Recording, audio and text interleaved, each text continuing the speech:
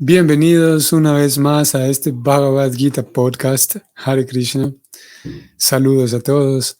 Hoy estamos en día martes 18 de abril 2023 y vamos a continuar, más bien vamos a comenzar hoy con el verso 1 del capítulo 1, adentrándonos a estudiar y ver con mayor profundidad el verso mismo como el comentario escrito por Srila Prabhupada.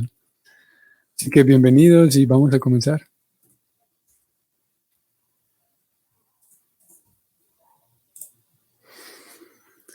Om Namo Bhagavate Vasudevaya. Om Namo Bhagavate Vasudevaya. Om Namo Bhagavate Vasudevaya.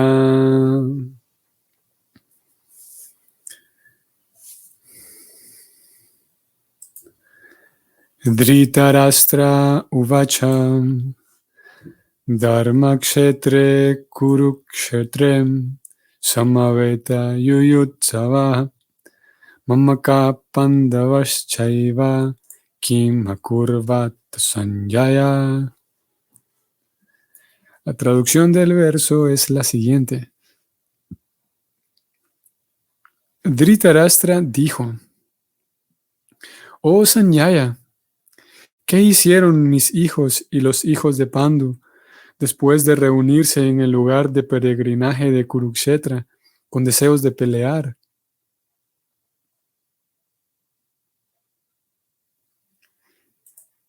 Voy a detenerme un momento para que comentemos algún par de cosas breves sobre este verso, sobre estos dos personajes, la pregunta que está planteada aquí, antes de que vayamos directamente a la traducción, al comentario de Prabhupada. Nada más para hacer un repaso, porque en realidad esto ya lo vimos. Recordemos entonces que tenemos a los dos bandos, tenemos a los Kurus por un lado, los Pándavas por otro lado. Los Pándavas son los 5 hermanos, el hermano mayor de ellos es Yudhishthira, y entre los 5 el más conocido es Arjuna, que es quien va a protagonizar todo el libro, junto con Krishna. Arjuna y Krishna es quien van a conversar. Y Arjuna entonces es uno de los 5 Pándavas, el tercero de ellos, el Pándava intermedio. Y Dhritarashtra entonces, Dhritarashtra sucede que es el tío de los Pándavas, y Dhritarashtra es el papá del bando opuesto a los Pándavas, que son, en este contexto vamos a llamar los Kurus. El mismo verso se refiere a ellos como los Kurus, aunque estrictamente hablando y de manera más técnica, todos ellos son Kurus, porque pertenecen a la misma dinastía. La dinastía Kuru es el nombre de la dinastía, ¿no? Así que tanto Pándavas como Kurus, ambos pertenecen a la misma familia y por lo tanto a la misma dinastía. Sin embargo, aquí se hace diferencia entre Pándavas y Kurus. Y a lo largo del libro, y a lo largo también de todo el estudio del Bhakti, cuando se habla de los Kurus, generalmente se está haciendo referencia a los 100 hijos, ellos eran 100 hijos de Dhritarashtra. Dhritarashtra es el rey quien estaba preguntando, quien abre este libro. La Bhagavad Gita es iniciada con la pregunta de este personaje, Dhritarashtra, que entonces dijimos es el padre de los Kurus y tío de los Pándavas. Es el único verso hablado por él, de los 700 versos que componen la Gita. Este es el único momento en donde interviene Dhritarashtra, nada más para abrir el libro haciendo esta pregunta.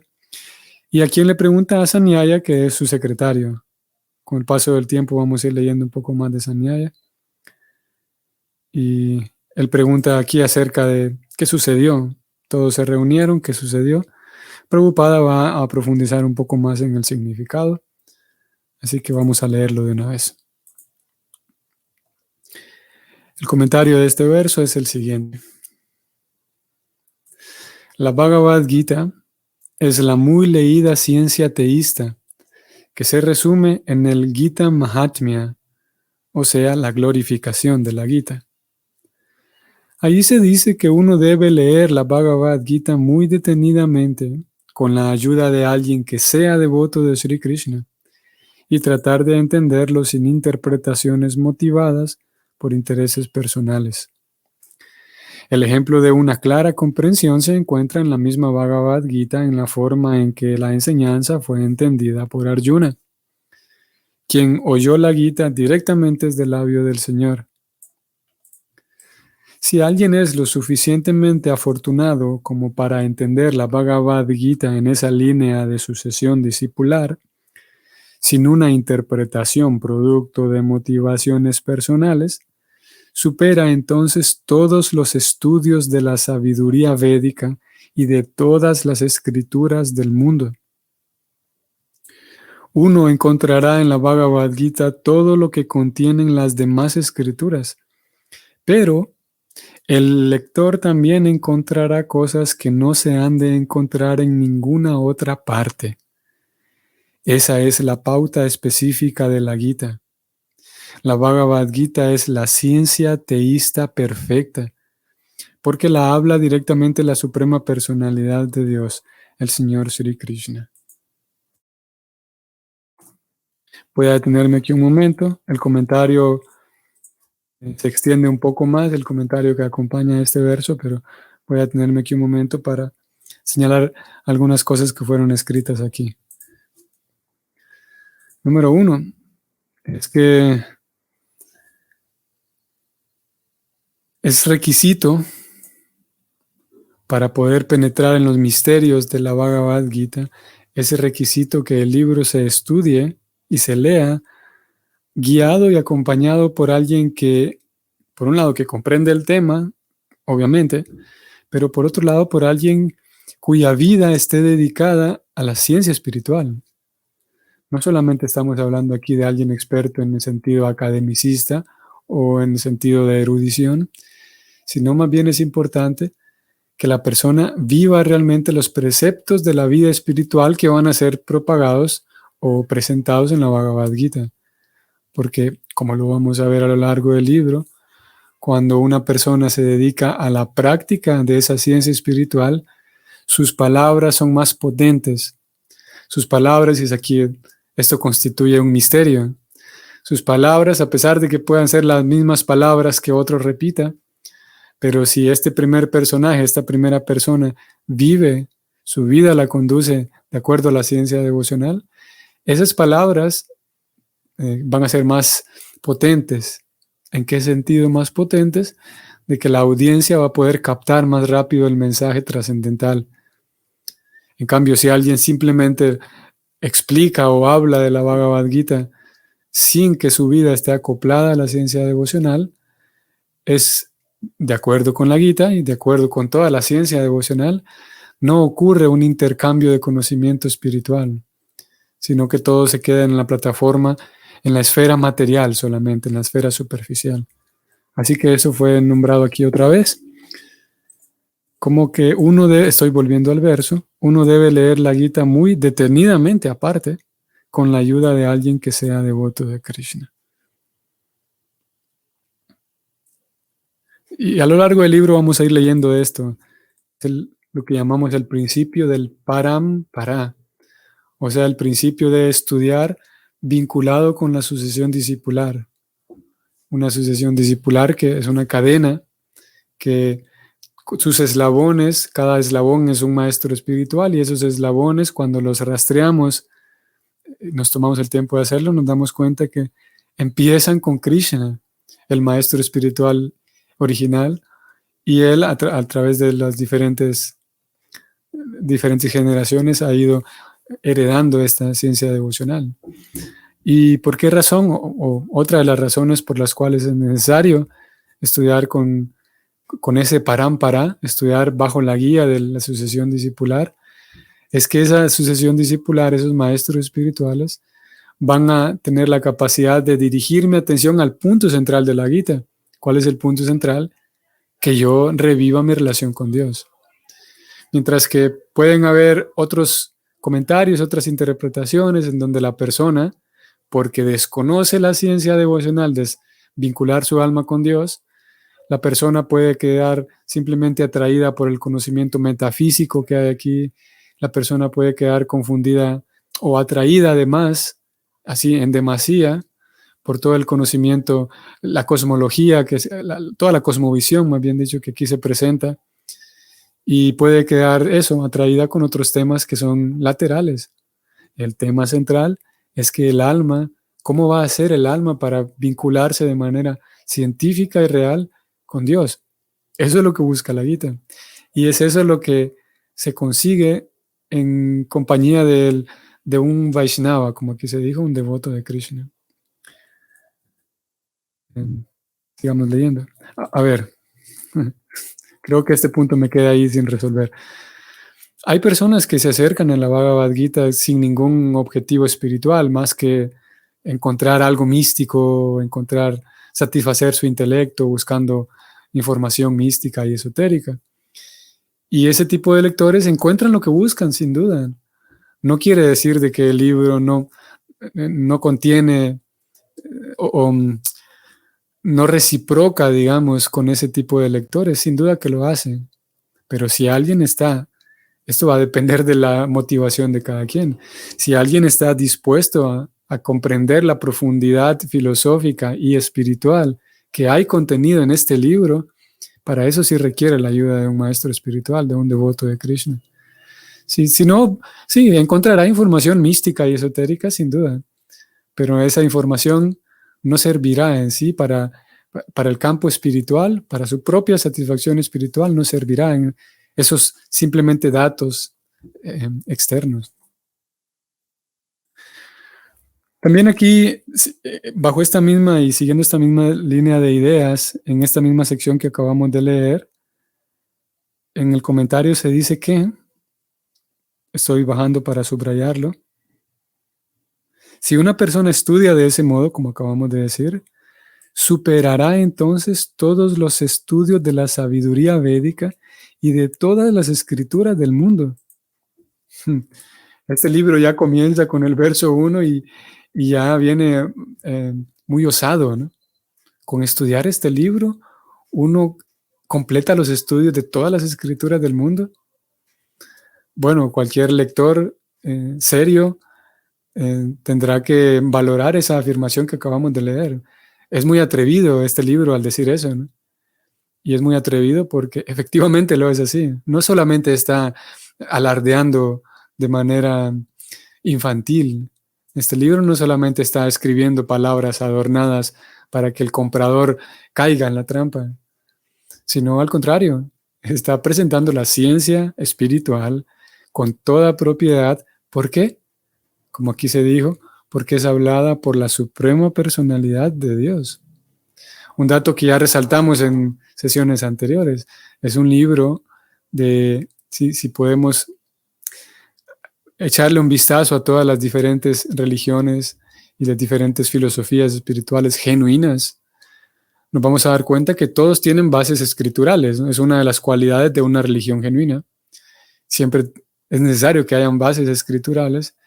Y cuando observamos las escrituras nos damos cuenta de que no hay ninguna que sea hablada directamente por la persona suprema, por Dios. La Gita cumple con ese requisito. Es hablado en primera persona por el Señor Supremo, en donde Él se describe a sí mismo y describe la realidad del mundo material, describe la realidad de las almas. ¿Y quién mejor que Dios para describir eso? Así que, como aquí leímos, si alguien estudia de manera seria y dedicada a este libro, siguiendo el método, superará todos los estudios de sabiduría védica y todas las escrituras del mundo también. Y además, un último dato en este punto, uno encontrará, estoy subrayando aquí, estoy leyendo, uno encontrará en la Bhagavad Gita todo lo que contienen las demás escrituras. Pero el lector también encontrará cosas que no se han de encontrar en ninguna otra parte. Una vez más, el lector serio y sincero y honesto tendrá que comprobar por sí mismo a ver si es verdad que este libro ofrece, cumple con lo que está ofreciendo. Y si alguien es honesto, como dije, y serio, se va a dar cuenta que sí, que aquí hay información espiritual muy profunda y además, no se dijo aquí, pero yo lo agrego, además con un lenguaje muy simple. No hace falta que uno conozca tantas palabras enredadas y tecnicismos intrincados. Con un lenguaje muy simple, la Gita lo toma al estudiante y lo lleva a profundidades espirituales en dos párrafos, en dos textos, por decirlo de una manera. Así que no es ninguna exageración. En este libro encontraremos cosas que no se pueden encontrar en ningún otro lugar. Ahora sí, dicho eso, continúo leyendo el comentario del verso. Los temas que discuten Dhritarashtra y Sanyaya, tal como se describen en el Mahabharata, constituyen el principio básico de esta gran filosofía. Se sabe que esta filosofía se desarrolló en el campo de batalla de Kurukshetra, que es un lugar sagrado de peregrinaje desde los tiempos inmemoriales de la época védica. Con el fin de guiar a la humanidad, el Señor la expuso mientras se hallaba presente personalmente en este planeta. Ok, algo corto por decir aquí. Voy a decir que, para recordar que estos dos personajes que abren el libro, Dhritarashtra y Sanyaya, Dhritarashtra es el rey y Sanyaya es su secretario. Son ellos dos en realidad quienes están conversando de esto. Y todo el libro, toda la Bhagavad Gita en realidad es el relato, es la respuesta de Sanyaya, el secretario, a su amo, al rey. Y eso lo vamos a notar en los últimos versos de la Bhagavad Gita, capítulo 18, donde Sanyaya termina cerrando el libro. Y Sanyaya termina su relato. Así que eso vale la pena tenerlo en cuenta, que si bien es verdad, los personajes principales son Krishna y Arjuna, pero todo lo que ellos dijeron es en realidad la respuesta, el relato que Sanyaya está haciendo a Dhritarashtra. Ahora sí, la Prabhupada en este comentario va a pasar a dar una explicación de ciertos elementos importantes en este primer verso. Voy a subir un momento para que lo veamos el verso. Y aquí aparece la palabra Kurukshetra. Y ese Kurukshetra era un campo, todavía uno puede visitar este campo en la India. Es el campo de los Kurus, pero no solamente era un campo ordinario, sino que además era un campo llamado Dharmakshetra, o sea, un campo, un lugar de peregrinación, en donde se reunían ahí siempre sabios para realizar ceremonias, para realizar diferentes ofrendas, para el estudio del conocimiento trascendental. Era un lugar conocido como Dharmakshetra, un lugar sagrado, por lo tanto. Y es eso lo que el comentario aquí, Srila Prabhupada va a pasar a explicar, ese lugar Dharmakshetra. Vamos a descender y vamos a leer. La palabra Dharmakshetra, o sea, un lugar en el que se celebran rituales religiosos, es significativa en este verso, porque en el campo de batalla de Kurukshetra, la suprema personalidad de Dios se encontraba presente del lado de Arjuna. Dhritarashtra, el padre de los Kurus, dudaba mucho de que sus hijos lograran la victoria final. En medio de la duda le preguntó a Sanyaya, su secretario, abre comillas, ¿qué han hecho mis hijos y los hijos de Pandu? Preguntó, cierra comillas. Él estaba seguro de que tanto sus hijos como los hijos de Pandu, su hermano menor, estaban reunidos en ese campo de Kurukshetra, decididos a consumar la guerra. Sin embargo, su pregunta es significativa. Él no quería que hubiera un arreglo entre los primos y hermanos, y quería estar seguro de la suerte que correrían sus hijos en el campo de batalla. Como se había dispuesto que la batalla se librara en Kurukshetra, que en otra parte de los Vedas se designa como un lugar de adoración, incluso para los ciudadanos del cielo, Dhritarashtra sintió mucho temor de la influencia que el lugar sagrado podía tener en el desenlace de la batalla. Él sabía muy bien que ello tendría una influencia favorable en Arjuna y los hijos de Pandu, porque estos eran todos virtuosos por naturaleza. Sanjaya era un alumno de Vyasa, y en consecuencia, por la misericordia de Vyasa, podía ver el campo de batalla de Kuruksetra, aun mientras se encontraba en el aposento de Dhritarashtra. Y por eso Dhritarashtra le preguntó cuál era la situación en el campo de batalla. Me detengo aquí un momento también para señalar el hecho de que ya el verso, como decíamos en sesiones previas a esta, ya el verso comienza de manera dramática. Este primer verso, si tenemos en cuenta el contexto, si pudiéramos hacer una lectura de todo lo que viene ocurriendo previo a esta primera escena de la Gita, nos daríamos cuenta de que este rey que está preguntando qué pasó en el campo de batalla, el rey está realmente preocupado, porque él está deseoso de él seguir siendo el rey, a pesar de que por ley no le corresponde, a pesar de que sí, de que sus sobrinos en realidad son los legítimos herederos, pero él está aferrado a que quiere seguir siendo el rey, y por lo menos, si él no va a ser el rey, que su hijo sea el siguiente rey. Y él sabe que tiene que darle el trono a su hijo. Entonces, eso por un lado. Y por otro lado, él sabe muy bien, siempre en el contexto, él sabe muy bien quién es Arjuna. Y Arjuna, para decir así un par de palabras sobre él, que Arjuna es el querido amigo de Krishna, no solo amigos, sino que en realidad eran primos. Ese tema también lo vamos a ir viendo más adelante. Arjuna era un personaje tan famoso, es así como si hoy en día, no sé, los niños se ponen a jugar fútbol y alguien inmediatamente dice que yo soy Messi, bueno, yo soy Cristiano Ronaldo, que parece ser los más conocidos por los niños, ¿no? Entonces, similarmente, se describe que en este tiempo, en esta época, la época védica, los niños querían ser Arjuna, era el personaje favorito, el superhéroe. En este caso, él era un héroe de verdad, en el sentido así de que era un guerrero, ¿no? Y había muchas historias, o sea, la gente sabía muy bien que Arjuna era un tipo no solamente recto, sino que un guerrero intachable, invencible. Y había muchas historias, especialmente Dhritarashtra, él sabía que había ocurrido un par de ocasiones previas a este momento de la batalla. En un par de ocasiones Arjuna ya había demostrado que él solito, sin ayuda de nadie, podía derrotar, y había derrotado sin duda muchos guerreros, ejércitos enteros, él solito. Y Dhritarashtra lo sabía. Y Dhritarashtra sabe que aquí están no solamente Arjuna, sino que están los 5 hermanos. No digamos, si estamos hablando ahora de Arjuna, Bhima, que era el hermano siguiente de Arjuna, un poco mayor.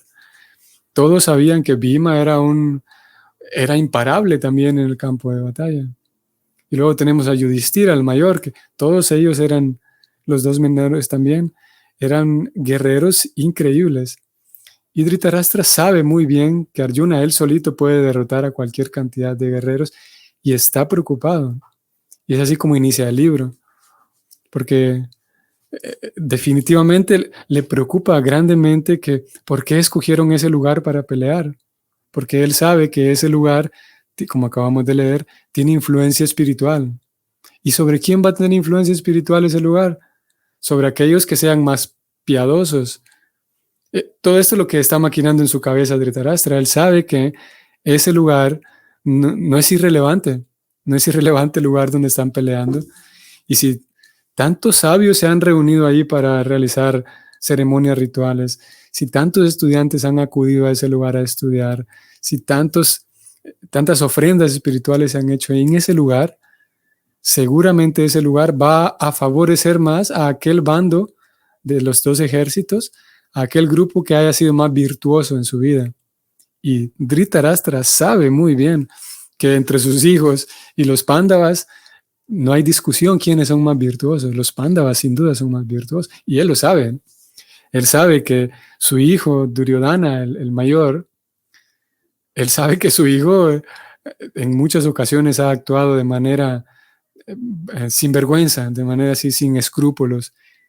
Y en contraste a los Pándavas siempre han sido rectos. Por lo tanto, él está preocupado realmente, porque sí, está tan aferrado, como vamos a leer también un poco más adelante. Él era ciego, no solamente de visión ordinaria, sino que no tenía comprensión espiritual para nada. Así que él no podía, él estaba aferrado a que el reino es mío y no quería dejarlo ir. Por eso pregunta qué hicieron. Vamos a leer la última sección de este comentario. Tanto los Pándavas como los hijos de Dhritarashtra pertenecen a la misma familia, como ya habíamos dicho, ¿no? Pero aquí queda claro al descubierto lo que Dhritarashtra estaba pensando. Él deliberadamente reconoció como Kurus solo a sus hijos y apartó a los hijos de Pandu del patrimonio de la familia.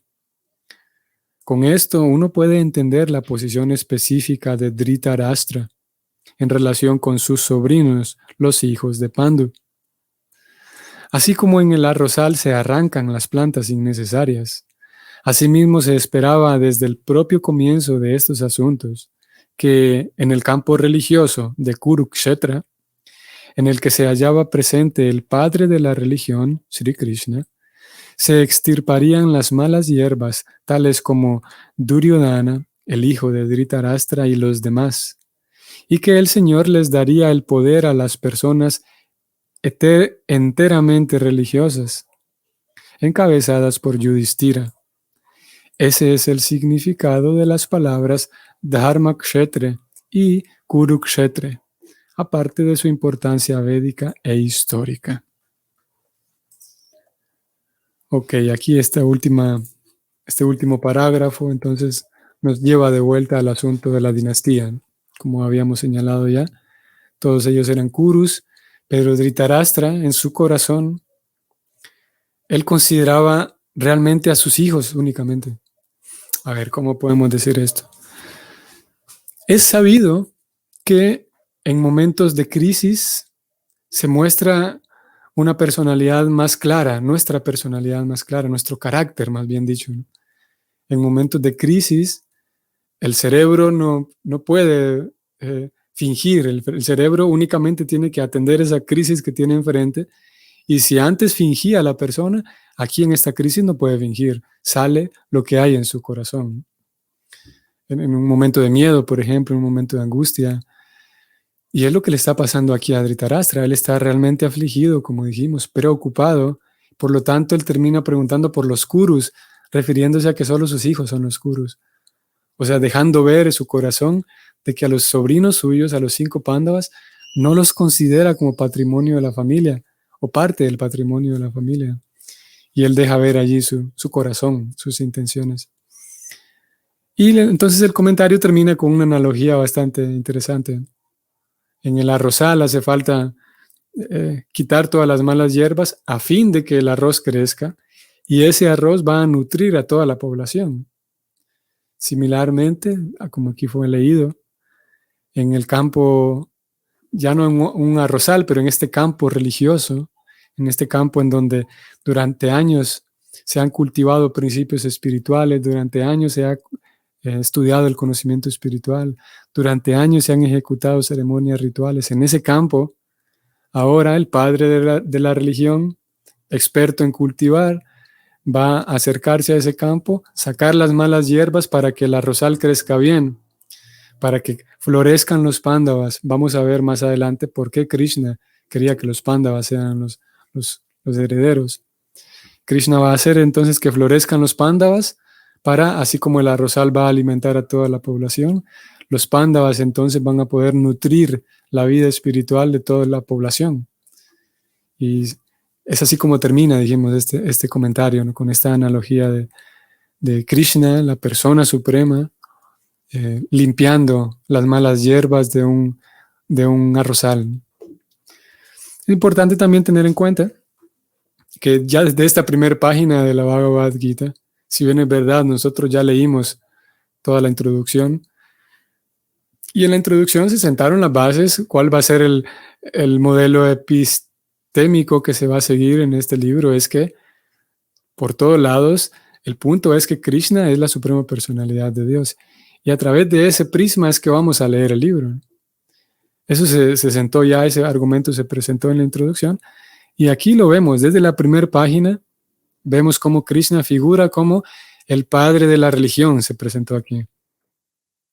Aquí se habló en sentido alegórico, aunque también en sentido literal Krishna es el padre de la religión, Krishna es Dios. Pero aquí se dijo que estaba presente en este campo el padre de la religión, Sri Krishna. Así que desde esta primera página vamos ya asimilando la idea de que la cosmovisión y la teología que nos presenta el Bhakti, o este libro, la Bhagavad Gita, es que Sri Krishna es la persona suprema, la suprema personalidad de Dios. Y es ahí donde estamos tratando de llevar nuestra atención. Muy bien, eso es lo que vamos a decir por hoy. Indudablemente hay muchos otros detalles y asuntos que van a ir orbitando en relación a este primer capítulo, incluso a este primer texto. Hay muchas otras cosas que las hemos dejado de fuera, pero que en su momento las vamos a ir introduciendo para hacer un estudio más gradual, más paso a paso. Entonces espero que tengan un excelente día. Hare Krishna, nos vemos a la próxima.